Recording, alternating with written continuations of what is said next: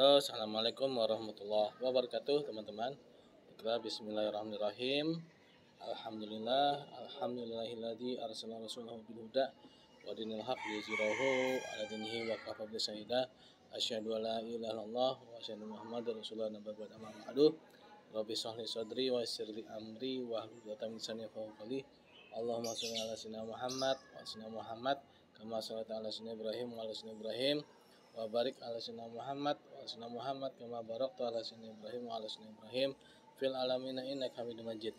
Ya, baiklah teman-teman semua, kita lanjutkan yaitu mengenai materi yang kelima mengenai kebahagiaan. Nah, ini kebahagiaan ini menarik ya.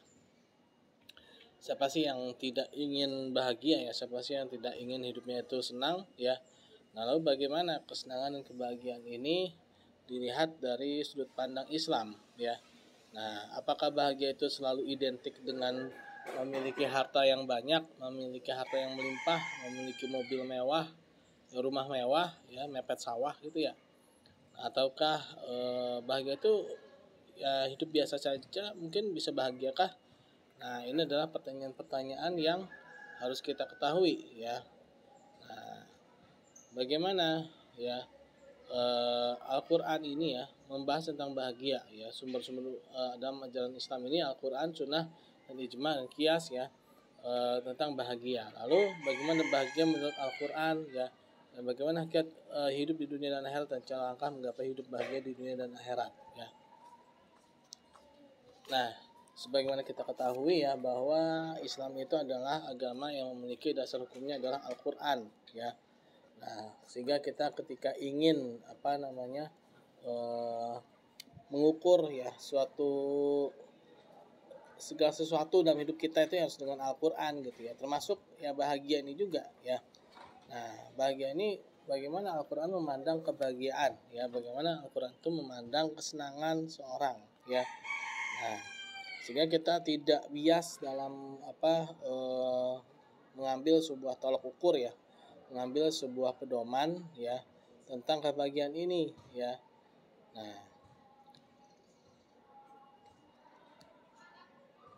dan juga bagaimana hadis ya, bagaimana kabar-kabar dari para sahabat mengenai Rasulullah SAW dan sunnah-sunnah Rasulullah SAW mengenai bahagia ya.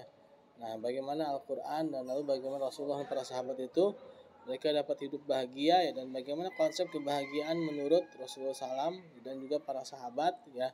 Dan juga bagaimana kesimpulan atau apa istilahnya keputusan bersama gitu ya dari para ulama-ulama kita ya mengenai konsep bahagia ini ya. Nah, dan juga bagaimana analogi mengenai konsep hidup bahagia ya yang dianalogikan oleh para ulama-ulama kita ya. Nah, pertama, dalam agama Islam ya, dalam mengukur segala sesuatu itu tidak menafikan yang namanya fungsi akal ya. Akal juga masih diprioritaskan atau masih diberikan ruang ya. Bukan berarti agama Islam walaupun agama yang bersumber dari wahyu dari Allah Subhanahu wa taala dan juga dari hadis dan sunnah Rasulullah SAW. Nah, tapi juga agama Islam juga masih menempatkan akal itu sebagai salah satu cara untuk mengukur ya.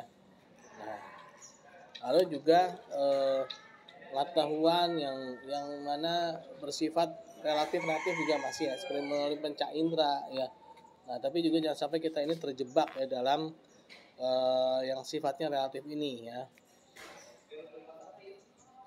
Nah, dalam pemikiran Islam ada dua sumber, yaitu wahyu dan akal ya.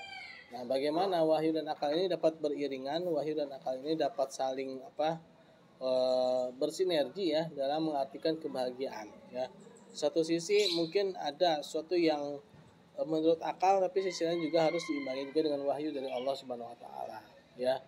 Nah, sehingga maksud itu berpikir dan juga menimbang dengan Al-Quran dan hadis ya, dan juga dengan ijma dan juga dengan dengan analogi ya. Nah, ini pengertian akal ya menurut Muhammad Abduh ada suatu daya yang memiliki manusia ya. Nah, lalu dengan akal manusia ya, oke lah itu ya. Nah, kita ingin concern membahas tentang kebahagiaan ya. Nah, manusia ini sebagai makhluk yang mana diciptakan oleh Allah Subhanahu wa taala, ya. Dalam Al-Qur'an bahwa Allah Subhanahu wa taala telah berfirman, "Wa ma khalaqtul jinna wal insa illa liya'budun." Nah, dan tidaklah Allah Subhanahu wa taala ciptakan jin dan manusia itu melainkan untuk beribadah kepada Allah. Nah, lalu bagaimana konsep kebahagiaan ini, ya, dalam konsep ibadah? Nah, ini harus kita ketahui, ya. Bagaimana manusia ini dia memiliki peran, fungsi dasarnya sebagai hamba Allah, ya. Dan bagaimana hamba Allah ini bisa bahagia?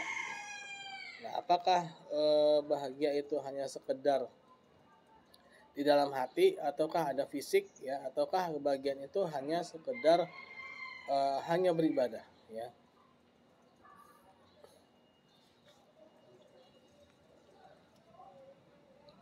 Nah, oleh karena itulah, ya, untuk mengetahuinya manusia itu perlu belajar, ya, perlu membaca, ya, termasuk dalam konsep kebahagiaan ini. Manusia juga perlu belajar, perlu membaca, ya, melihat situasi sekitar, ya, dan juga kita harus mengetahui bagaimana kebahagiaan manusia itu, ya. Nah, dalam ketuhanan Islam sebutkan manusia harus menggunakan akal wahyu, ya, dalam mencari konsep Tuhan, ya. Nah, kebahagiaan itu yang pertama kali harus kita ketahui adalah kita mengetahui, ya, bahwa adanya Allah Subhanahu wa taala yang memiliki segalanya. Itu adalah konsep kebahagiaan yang pertama. Kenapa? Karena ibaratnya seperti seorang anak, ya, yang mana dia akan bahagia sekali ketika dia melihat kedua orang tuanya, ya. Seorang anak itu pasti kan sangat senang ketika dia melihat kedua orang tuanya, ya. Nah, karena dia menemukan tempat dia untuk bersandar, ya, tempat dia untuk untuk inilah, ya, berserah, ya kan, walaupun secara relatif, ya. Itu saja terhadap orang tua, gitu, ya. Nah, apalagi terhadap Allah Subhanahu wa taala, ya, yang menciptakan, gitu, ya. Allah Subhanahu wa taala yang telah menciptakan langit dan bumi ini, ya. Nah, sehingga manusia itu akan sangat bahagia ketika dia menemukan konsep, ya, dan dia menemukan bahwa ada penguasa, ya, penguasa alam semesta, ya. Nah, beberapa ayat Al-Quran mendorong agar manusia menggunakan akalnya, ya. Nah, secara akal, ya, manusia juga harus berpikir bahwa alam semesta ini pasti ada yang memiliki, ya, yaitu mengenai ketuhanan yang menciptakan alam semesta ini, ya, dan dialah tempat kita sumber bahagia kita, ya. Nah, sekarang bahagia dalam Islam, ya. Nah, ini agak telat ini slide-nya ini, ya, agak kurang sesuai, ya. Nah, konsep kebahagiaan menurut Al-Quran dan hadis mencakup berbagai dimensi, mulai dari kebahagiaan spiritual, ya, kebahagiaan keagamaan, juga seperti kebahagiaan moral, ya. Nah, bagaimana nih seorang itu akan bahagia ketika dia itu dapat dengan leluasa beribadah pada Allah Subhanahu wa taala, ya. Dan juga dia akan sangat bahagia ketika dia dapat melakukan segala sesuatunya itu dengan yang baik, ya, dengan melakukan segala sesuatunya itu dengan dia diterima oleh masyarakat, ya. Dia dapat berlaku jujur, dia bahagia, ya. Dia dapat berbagi, dia bahagia, ya. Hingga kebahagiaan sosial dan material itu menjadi seimbang, ya. Jadi dia bahagianya itu bukan cuma karena punya banyak uang, dia bahagianya bukan cuma punya banyak kendaraan dan rumah mewah, gitu, ya. Tapi juga dia bahagia ketika dia bisa berbagi, dia bisa berlaku jujur, dia bisa mempertanggungjawabkan kerjaannya, dia bahagia, ya. Itu namanya kebahagiaan moral, ya. Dan juga bagian dari spiritual, dia dapat beribadah dengan tenang, dia dapat sholat dengan tenang, dia dapat berzakat dengan luasa, gitu, ya. Dia dapat berinfak dengan jumlah yang besar, gitu kan. Nah, itu kebahagiaan spiritual, ya. Tapi juga berdampak sosial juga, ya. Nah, itu ada kebahagiaan spiritual dan juga kebahagiaan moral, ya. Nah, kebahagiaan moral itu pertama Al-Quran, itu sumbernya dalam Al-Quran. Allah Subhanahu wa taala berfirman, ya, bahwa ala bidzikrillahi tatmainnul qulub, kan, bahwa sungguhnya hanya dengan mengingat Allah lah hati menjadi tenang, kan? Nah, ini adalah sumber kebahagiaan, itu mengingat Allah Subhanahu wa taala, ya. Ketika kita berzikir, mengingat Allah, memuji Allah Subhanahu wa taala, maka hati kita akan tenang, ya. Segala macam gundah gelisah, gundah gulana kita akan menjadi hilang, ya, ketika kita mengingat yang menciptakan langit dan bumi ini, ya. Nah, itu ada di dalam Al-Qur'an ya, bahwa kebahagiaan itu ada di dalam berzikir pada Allah Subhanahu wa taala, ya. Nah, ini adalah kebahagiaan spiritual ya, kebahagiaan dalam masalah agama ya. Nah, lalu bagaimana ya kesejahteraan akhirat kita? Nah, di akhirat juga banyak sekali ya wahyu-wahyu dari Allah Subhanahu wa taala yang menceritakan akan kebahagiaan itu ya. Yang dimana di dalam Quran surat An-Naba ya, bahwa nanti manusia ya akan dimasukkan dalam surga ya. Yang mana di surga itu bertingkat-tingkat ya, dan juga akan ada ya banyak sekali ya kesenangan-kesenangan ya, kebahagiaan ini juga dalam Quran surat Al-Hijr ya. Itu juga mengenai konsep kebahagiaan ya. Nah, lalu juga dalam hadis ya, Rasulullah SAW itu mengukur kebahagiaan itu ketika dapat hidup dengan sederhana, dapat hidup dengan tidak berlebih-lebihan ya. Nah, bayan juga terkait dengan kehidupan sederhana. Jadi ketika kita hidup kita itu yang penting tenang gitu ya. Tidak harus memiliki rumah yang besar, ya, tidak harus memiliki mobil yang mewah gitu ya. Asalkan yang penting ketika kita perlu, ketika kita itu butuh itu ada gitu ya. Ketika kita itu memerlukan ada. Nah, itulah konsep kebahagiaan. Jadi jangan sampai gini, kita punya rumah mewah ya, kita punya mobil mewah, tapi yang terjadi adalah kita tidak bisa menggunakan rumah mewah tersebut. Kenapa? Mungkin karena kita masuk rumah sakit gitu ya. Nah, hari-hari kita hanya bolak-balik ke rumah sakit ya. Rumah mewah yang kita punyai, yang kita miliki itu tidak dapat kita nikmati. Kenapa? Karena kita harus terbaring di atas ranjang ya. Dan juga mobil mewah yang kita miliki tidak dapat kita gunakan. Kenapa? Karena kita hanya terbaring di atas kasur ya rumah sakit ya. Sehingga kita menjadi orang yang terpenjara dengan milik kita sendiri gitu ya.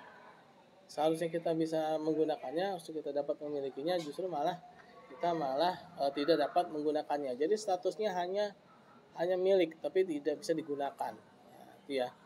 Nah, oleh karena itulah lebih baik menjadi orang yang biasa-biasa saja, tapi kalau sedang butuh ya, kita butuh itu justru itu ada gitu ya. Nah, memang bagus itu hidup adalah serba pas-pasan ya. Pas lagi butuh, pas ada ya. Nah, dan juga tidak terlalu berlebih-lebihan yang menyebabkan orang lain menjadi iri kepada kita ya. Yang menyebabkan orang lain menjadi tidak suka dengan kita ya. Kita memamerkan rumah mewah kita memamerkan kendaraan mewah kita ya, tapi kita dengan nada sombong atau dengan nada yang yang tinggi gitu ya, memberikan informasi seolah-olah hanya kita yang bisa memilikinya ya. Berikan informasi seolah-olah orang lain itu tidak mampu untuk mendapatkannya. Nah, itu sangat sangat tidak baik gitu ya, sangat tidak bagus ya, karena akan membuat orang itu menjadi iri ya. Nah, disinilah ya kita akan bisa mendapatkan kebahagiaan yang sesungguhnya ya. Nah, kehidupan yang sederhana ya, kehidupan yang biasa-biasa saja ya.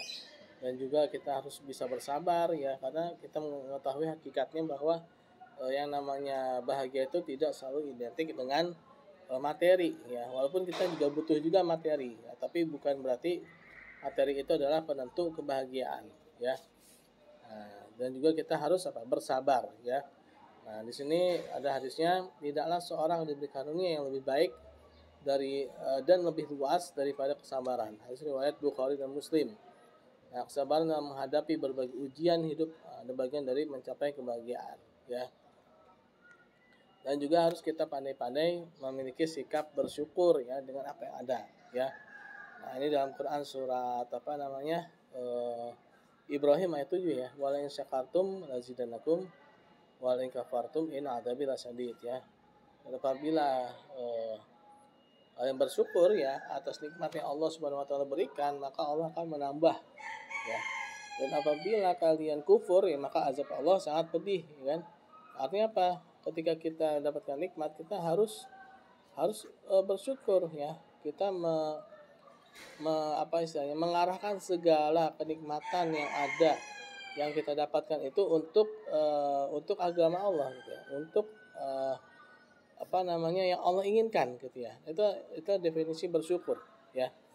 Nah, dan ketika kita mendapatkan kenikmatan itu dan kita menggunakannya untuk keluar dari ajaran-ajaran atau syariat-syariat Allah, maka itu sangat jauh kufur ya. Dan ingatlah azab Allah itu sangat sangat pedih ya. Nah, lalu kebahagiaan sosial. Nah, kebahagiaan sosial ini adalah kebahagiaan ketika kita bermasyarakat ya. Jadi selain kita sholat ya, dan juga kita berzikir yang menyebabkan kita ini bahagia, kita juga harus ada kebahagiaan sosial. Itu ketika kita bisa bersama-sama dengan orang lain ya, dengan masyarakat ya, kita saling berbagi, kita bisa saling membantu ya. Nah, itu merupakan kebahagiaan sosial ya. Nah, dalam Quran surat An-Nisa ya dikatakan bahwa Allah Subhanahu wa taala berfirman, "Sembahlah Allah dan janganlah kamu mempersekutukannya dengan sesuatu apapun, dan berbuat baiklah ya kepada kedua orang tuamu ya, kedua ibu bapak, kerabat, anak-anak yatim, orang miskin, tetangga yang dekat dan tetangga yang jauh." Ya.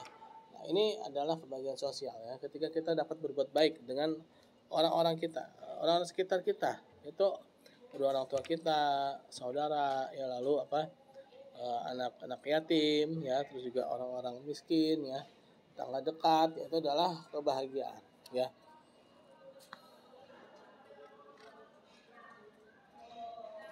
Nah, kepedulian sosial ya. Nah, dalam hadis juga dikatakan bahwa Rasulullah SAW bersabda, barang siapa yang tidak peduli terhadap urusan kaum muslimin, maka dia bukanlah bagian dari mereka. Nah, ketika kita ini tidak memperdulikan saudara kita ya, kita tidak memperdulikan teman kita atau mungkin ya saudara seiman kita, maka kita bisa jadi nanti di akhirat akan diacuhkan oleh Rasulullah SAW ya. Karena dikatakan di sini, barang siapa yang tidak peduli terhadap urusan kaum muslimin, maka dia bukan bagian dari mereka ya. Nah, kepedulian dan empati ya, ketika ada saudara kita ya di Palestina ya yang sedang dijajah, nah kita harus peduli, minimal kita mendoakan ya, minimal kita mendoakan mereka agar mereka segera diberikan kemenangan oleh Allah Subhanahu wa taala ya, agar segera mengakhiri penderitaan mereka ya, agar mereka segera menjadi bangsa yang bebas dan merdeka ya, dalam artian bangsa yang bebas dan merdeka untuk beribadah kepada Allah ya, bermuamalah ya. Nah, itu adalah wujud kepedulian kita. Yang paling minimal itu adalah mendoakan ya. Yang paling minimal itu adalah kita memberikan doa ya kepada mereka agar mereka segera diberikan kemenangan ya. Nah,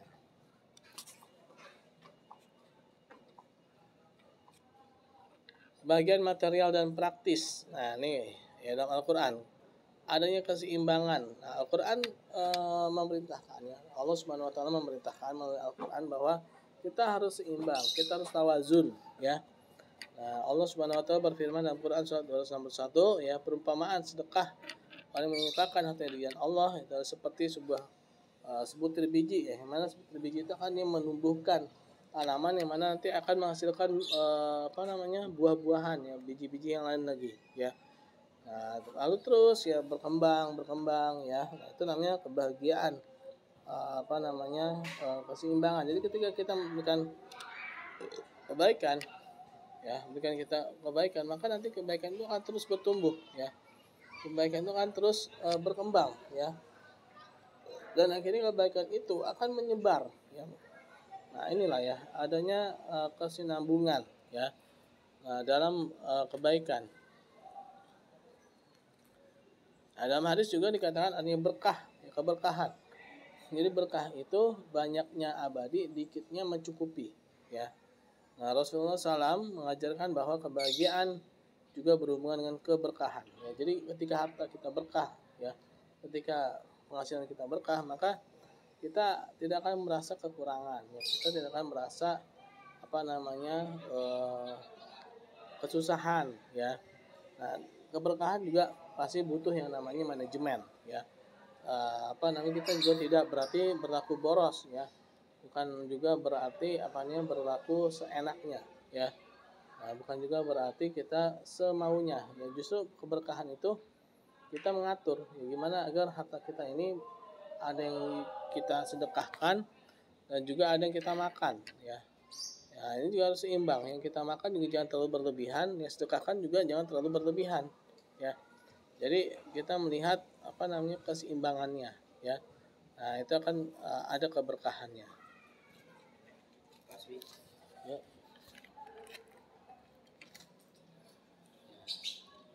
Berkah itu ada pada hal yang sederhana dan ada dalam sesuatu yang sedikit. Ya. Ini menunjukkan bahwa keberkahan dalam hidup bisa membuat seorang merasa bahagia meskipun tidak memiliki kekayaan yang melimpah. Ya, ya mungkin hidupnya biasa-biasa saja, ya. Tapi dia masih bisa tetap tersenyum, ya, masih bisa tetap tertawa, ya, bahagia, gitu ya. Ada orang yang hartanya melimpah, ya, rumahnya mewah, mobilnya banyak, tapi dia tidak bisa tersenyum, ya. Tapi dia tidak bisa tertawa dengan puas. Kenapa? Karena dia mungkin sakit, gitu ya. Ternyata kekayaannya itu tidak membuat dia bahagia, justru malah membuat dia menderita, ya.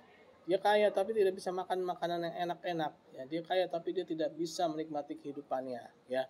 Nah, itu berarti adanya ketidakberkahan, ya. Nah, jadi seorang merasa bahagia meskipun tidak memiliki kekayaan yang melimpah, ya. Nah, bahagia itu tidak selalu identik dengan harta, ya. Walaupun kadang harta juga membawa bahagia, tapi bukan berarti harta itu penentu bahagia.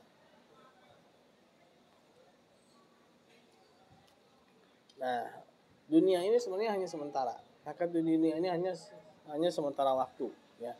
Hakikat hidup di dunia menurut Al-Quran dan hadis berfokus pada pandangan bahwa ini adalah hanya sebagai tempat numpang lewat, ya. Tempat yang sifatnya sementara, tempat ujian hidup, ya. Nah, dunia ini adalah sebagai tempat ujian. Nah, dunia ini bukan tujuan akhir, ya. Dunia ini hanya tempat mengumpulkan amal-amal, ya. Nah, melainkan persiapan untuk kehidupan akhirat yang lebih abadi, ya. Nah, dunia sebagai tempat ujian. Nah, dalam Al-Quran dikatakan bahwa dunia ini adalah tempat kita mengumpulkan amal, tempat ujian manusia, ya. Juga tempat kehidupan untuk membuktikan amal soleh dan juga amal buruk, ya. Dalam Quran surat Al-Mulk ayat 2, ya, alladzi khalaqal mauta wal hayata liyabluwakum ayyukum ahsanu amala. Dialah Allah Subhanahu wa taala yang menciptakan kehidupan dan kematian sebagai alat untuk menguji, ya, siapakah yang lebih baik amalnya, ya. Nah, jadi kehidupan dan kematian ini adalah alat untuk menguji, ya, siapakah yang lebih baik amalnya. Nah, ini menunjukkan bahwa kehidupan di dunia ini adalah ujian dari Allah Subhanahu wa taala untuk mengukur amal perbuatan dan ketakwaan seseorang, ya.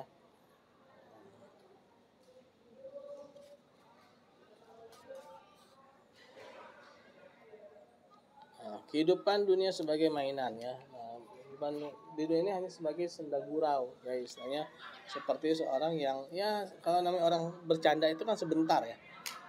Istilahnya tidak lama, gitu kan.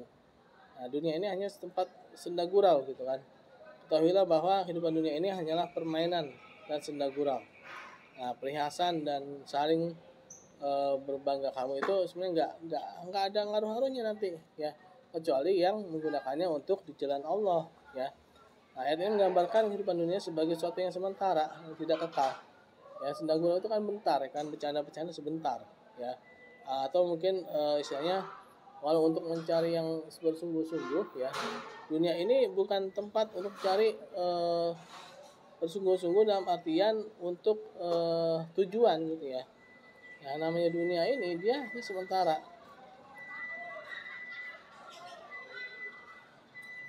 Nah, hadisnya, ya, dunia itu ada penjara kaum muslimin dan surga bagi orang-orang kafir. Kenapa?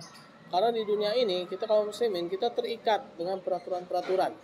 Di dunia ini kita harus menjalankan syariat-syariat agama Allah Subhanahu wa taala, ya. Sehingga kita tidak bebas. Nah, maksud penjara di sini bukan berarti kita menjadi orang miskin, ya. Salah, ya.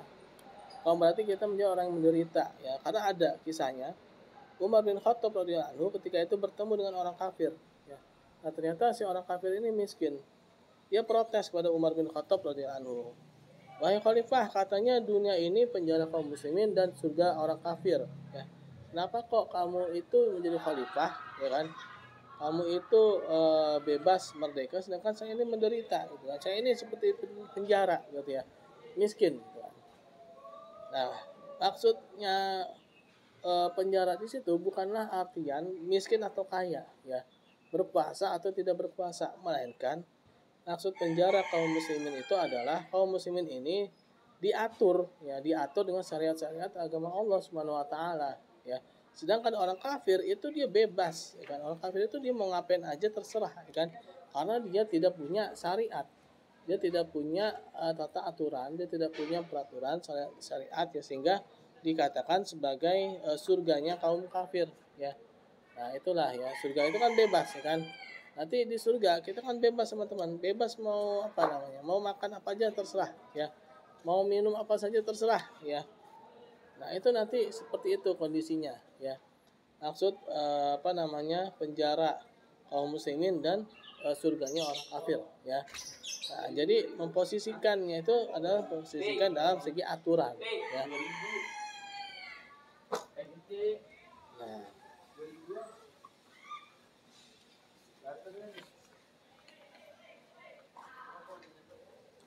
dunia sebagai tempat beribadah dan beramal, ya, dalam Quran surat Al-Hasyr Az-Zariyat ayat 56, ya. Wa ma khalaqul jinna wal insa illa liya'budun, ya, dan tidaklah Allah Subhanahu wa taala yang menciptakan jin dan manusia untuk beribadah kepada Allah Subhanahu wa taala.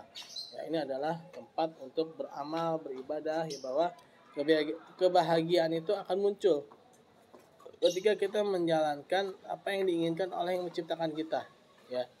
Istilahnya ini settingan pabriknya lah, ya, gitu ya. Settingan pabriknya begitu, ya, harus begitu, gitu ya. Jangan nyeleneh, gitu. Jangan apa istilahnya keluar dari settingan. Nanti akan apa?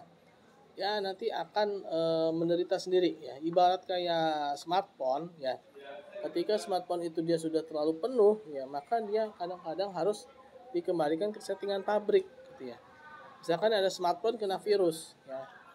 Nah, smartphone itu ketika dia kena virus, dia pasti akan di reset ulang, ya, oleh teknisi, ya, atau dikembalikan ke settingan awal.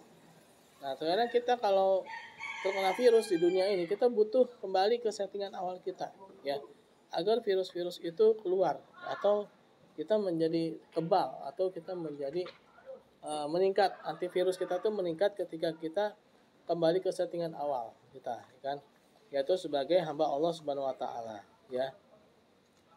Nah, ini menunjukkan aktivitas sehari-hari kita, ya, jika kita lakukan untuk beribadah kepada Allah dan menjalankan syariat, ya. Kita menjalankan apa yang diinginkan oleh Allah Subhanahu wa taala, ya. Ini kita akan kembali pada settingan awal kita akan menemukan kebahagiaan kita yang hakiki, ya. Sudah masuk ya? 12. Iya. Nah, lalu di dalam apa namanya, aman. Oh. Nah, lalu, ya, kehidupan dunia sebagai ladang untuk akhirat. Nah, dunia ini memang istilahnya tempat untuk menanam, ya. Dunia ini adalah tempat untuk berladang, ya, atau sawah, ya. Nanti hasilnya itu kita semai, ya. Nanti hasil itu kita tuai, itu nanti di akhirat, ya. Nah, ini adalah tempat untuk menanam amal baik kita, tempat kita untuk menuai, ya, tempat kita untuk memberikan atau istilahnya beramal soleh, ya. Nah, nanti kita akan merasakannya di akhirat, ya. Walaupun sebenarnya secara hasil juga itu juga dirasakan juga di dunia, ya. Walaupun nanti ada juga yang dampaknya itu juga nanti di dunia, ya, bukan cuma di akhirat. Dampaknya juga nanti akan ada dirasakan di dunia, dan itu kan menjadi lebih baik, ya. Kondisi dunia ini menjadi lebih baik, ya, bahkan merasakan tinggal di dunia itu seperti tinggal di akhirat, gitu ya. Bukan berarti apa ya identik dengan kekayaan, ya. Contoh misalkan di zaman Umar bin Khattab radhiyallahu anhu, ya, dan juga Umar bin Abdul Aziz, ya, itu kondisinya, ya, sangat-sangat luar biasa sejahtera ya. Mungkin ibaratnya seperti di surga gitu ya, tapi surganya juga belum seberapa gitu ya. Nah, di dunia saja itu dampaknya sudah sedemikian baik gitu ya. Dampaknya sudah sedemikian sejahtera gitu kan. Ketika kita menjalankan syariat agama Allah Subhanahu wa taala ya. Apalagi nanti di akhirat ya, itu luar biasa, lebih luar biasa lagi gitu ya. Itu lebih meningkat lagi gitu kan, dibandingkan kita yang hanya merasakannya di dunia seperti ini gitu ya. Nah, lalu dunia sebagai tempat berusaha dan menjaga keseimbangan ya. Nah, di dunia ini kita akan mencari yang imateri dan materi ya, yang sifatnya abstrak dan konkret ya. Nah, di satu sisi kita harus mencari yang abstrak, itu bagaimana kita dapat berkomunikasi dengan yang menciptakan kita, yaitu Allah Subhanahu wa taala ya. Dan konkretnya itu terhadap sesama manusia kita dapat memberikan keadilan ya, kita dapat memberikan kontribusi kepada masyarakat, kita dapat memberikan perbuatan baik kita kepada masyarakat, yang mana itu seolah-olah kita dilihat oleh Allah Subhanahu wa taala, dan memang Allah Subhanahu wa taala itu melihat kita ya. Nah, itu ya abstrak dan konkretnya ya.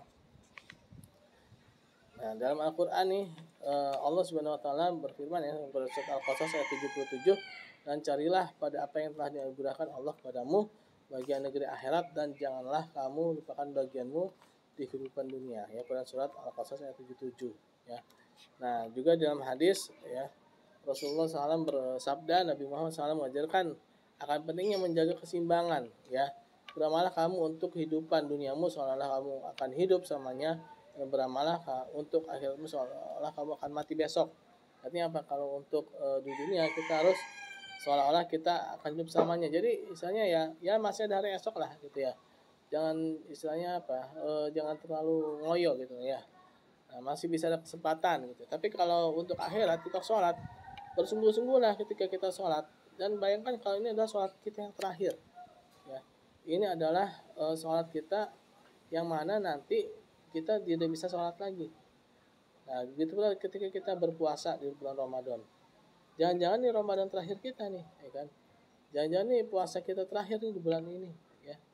Jangan-jangan tahun depan udah nggak bisa merasakan Ramadan lagi. Ya, jangan-jangan kita sudah tidak ada di dunia lagi gitu ya. Nah, makanya kita harus bersungguh-sungguh gitu kan. Harus bekerja keras, ya. Nah, jadi kita harus di dunia ini harus tidak terlalu bukan berarti tidak profesional bukan ya, tapi kita jangan terlalu ngoyo gitu. Ngoyo itu maksudnya gerasa gerusuh, geradak geruduk gitu ya, memaksakan gitu kan. Nah, tapi justru kalau di urusan akhirat ya kita harus sungguh-sungguh banget. Harus benar-benar kita ini seolah-olah kita ini nggak ada kesempatan lagi nih untuk kedepannya. Nah, jadi seperti itu ya. Nah, dunia sebagai tempat persiapan untuk akhirat ya. Nah, dunia ini adalah tempat perjalanan manusia ya, yang dimana tempat untuk ngaso ya, istirahat ya. Nah, tapi dalam istirahat ingat kita tidak boleh terbuai ya. Ibarat gini deh ya. Ketika ada seorang supir bis atau mungkin supir truk ya, dia ngaso ya, melipir ya ke sebuah warung pinggiran jalan ya. Nah, ketika dia melipir ke warung pinggiran jalan, pastilah dia ngasoknya ya kan nggak lama-lama ya. Dan juga dia walaupun dia mungkin makan minum juga pasti dia tidak akan berlama-lama ya. Ketika dia makan atau dia minum ya, pastinya dia akan mempertimbangkan ya yang dia makan juga kan. Jangan sampai apa yang dia makan itu bisa mengganggu perjalanan dia yang akan dia jalankan berikutnya ya. Jangan sampai apa yang dia makan itu bisa merusak ya, atau mungkin bisa menjadikan dia itu tidak bisa melakukan perjalanan yang berikutnya ya.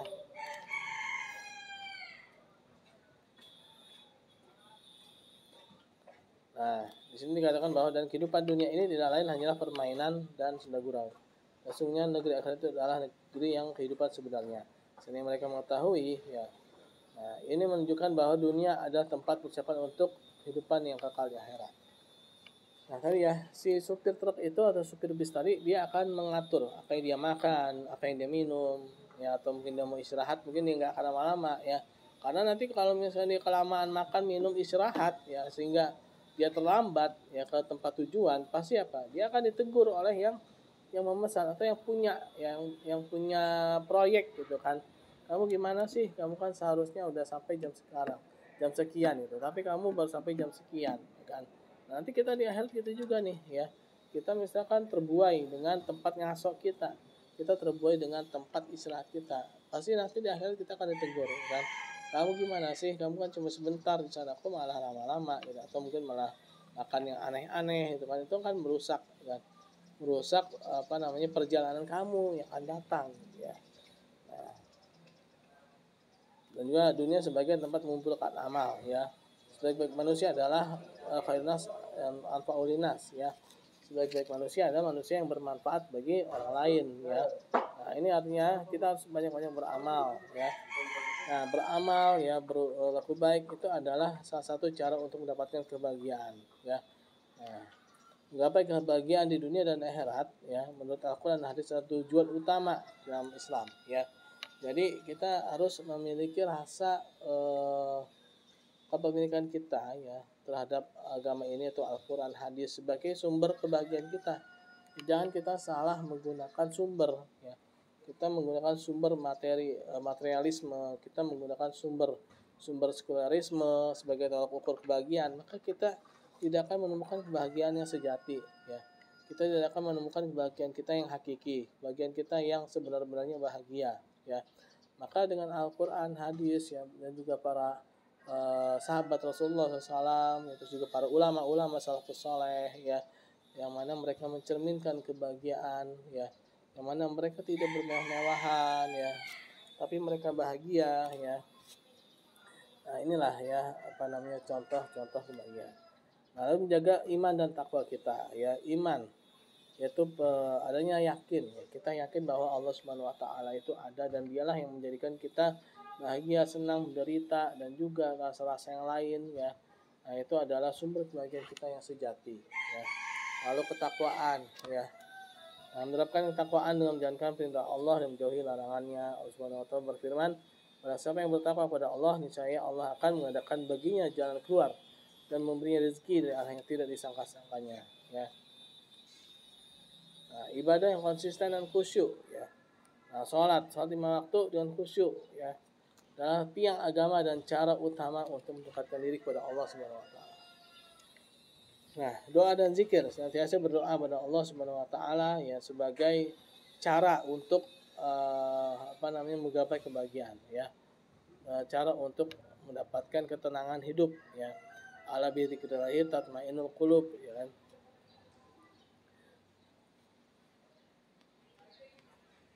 Nah, menjalankan amal soleh, kita melakukan amal-amal sosial ya, seperti sedekah, zakat, itu akan membuat hati kita menjadi lebih lapang ya, membuat hati kita rasanya bahagia, senang sekali ketika kita ini dapat membantu orang lain, yang kita dapat berbagi pada orang lain, kita akan menemukan suatu hal yang memuaskan gitu ya, walaupun itu tidak bisa diukur dengan materi ya, tapi itu kan ada rasa gitu ya, gimana gitu ya rasanya ya.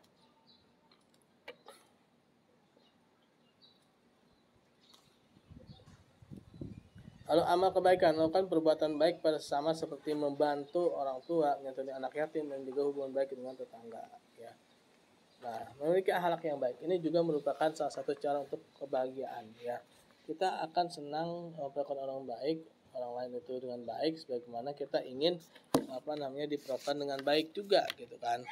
Nah, sehingga apa yang kita berikan kepada orang lain itu juga akan diberikan kepada diri kita juga. Ya. Ada kejujuran ya, seperti tindak jujur ya, membuat rasa hormat terhadap orang lain dan sabar ya, dan rendah hati ya, tidak tinggi hati ya. Nah, dan juga kita harus bisa mendapatkan ilmu ya. Ilmu juga sumber kebahagiaan.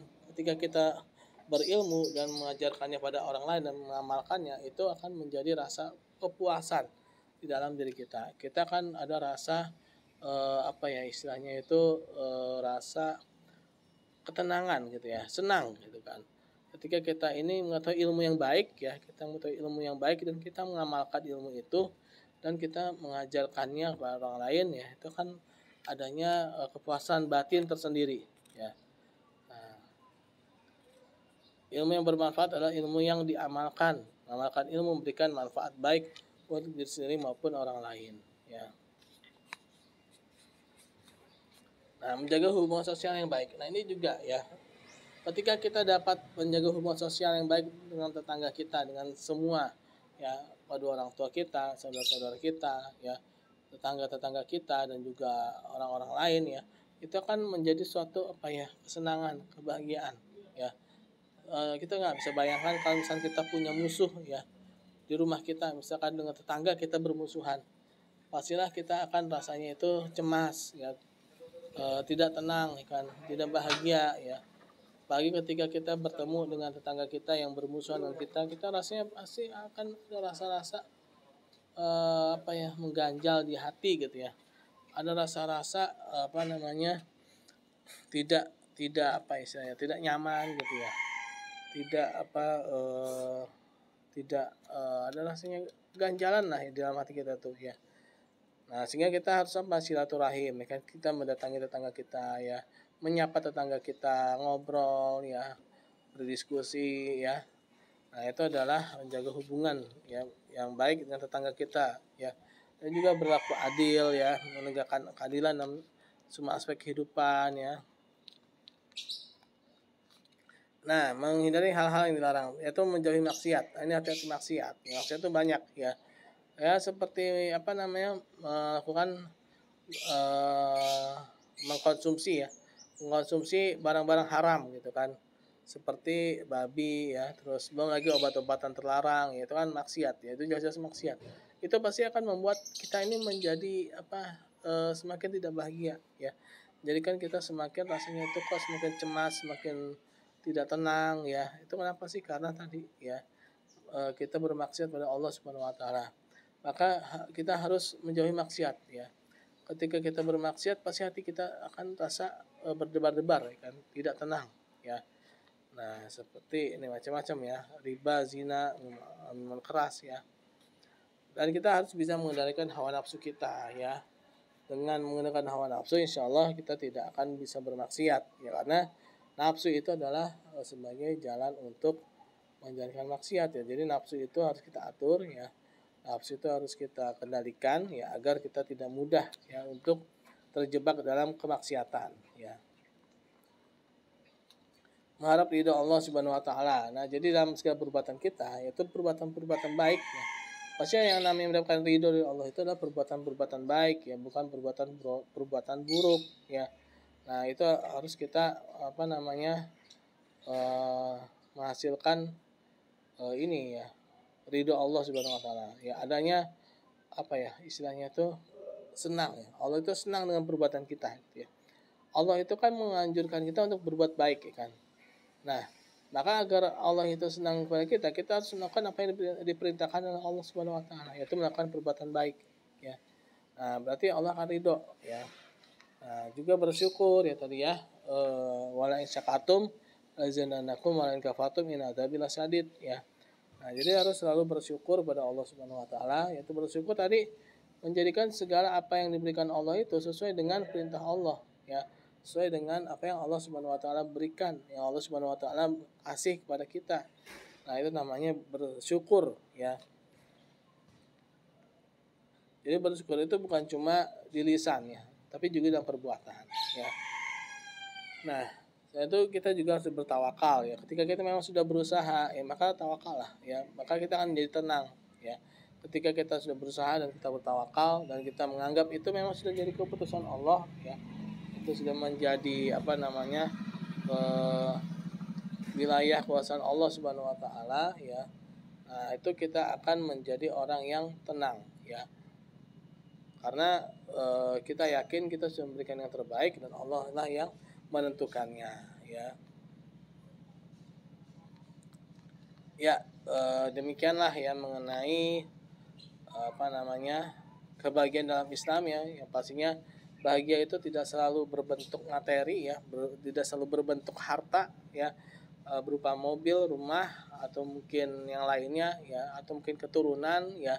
tapi kebahagiaan itu adalah ada di dalam yang Allah Subhanahu wa taala gariskan dalam Al-Qur'an, dalam hadis ya, dan juga dalam sunnah-sunnah Rasulullah SAW ya, dan juga yang dicontohkan oleh para sahabat ya, dan juga para ulama-ulama ya.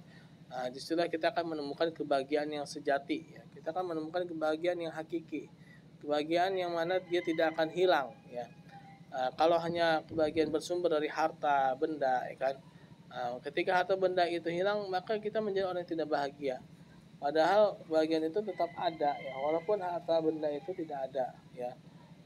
Jadi dalam bahagia ini kita harus bertolak ukur pada apa yang digariskan oleh Allah Subhanahu wa taala dan Rasulullah SAW, dan juga yang dicontohkan para sahabat dan ulama-ulama kita ya.